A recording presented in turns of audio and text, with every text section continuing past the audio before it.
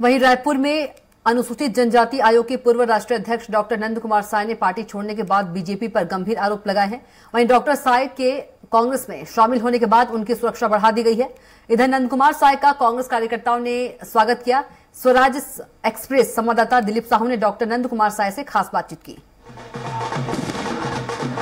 लंबे अरसे तक बीजेपी में रहे कद्दावर आदिवासी नेता डॉक्टर नंद कुमार साय अब बीजेपी छोड़कर कांग्रेस ज्वाइन कर लिए हैं।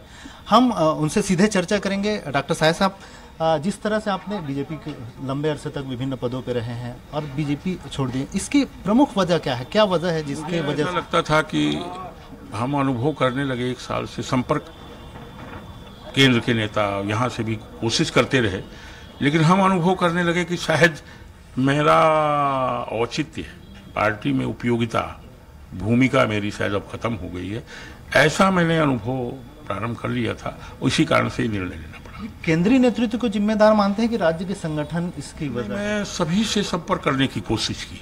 मैं कोशिश कर रहा था कि केंद्र में भी प्रमुख लोगों से बातचीत हो जाए, यहाँ के कुछ लोगों से भी मेरी मुलाकात हो, बातचीत हो, लेकिन चूंकि मैं केवल सामान्य सदस्य रह गया था तो जो बैठकें होती थी वहाँ भी जाना नहीं होता था, मिलना भी नहीं हो पाता था।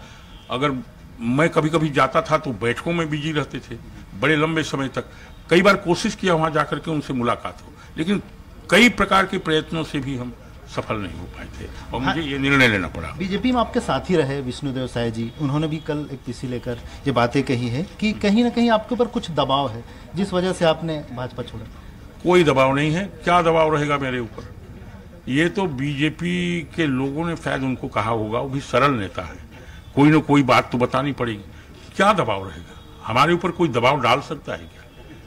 कोई गलत बात है। कांग्रेस में भी कोई बड़ा स्थान या कोई संगठन में बड़ा कोई बात नहीं। अभी तो आए हैं प्रारंभिक दिनों, ऐसी कोई चर्चा नहीं है।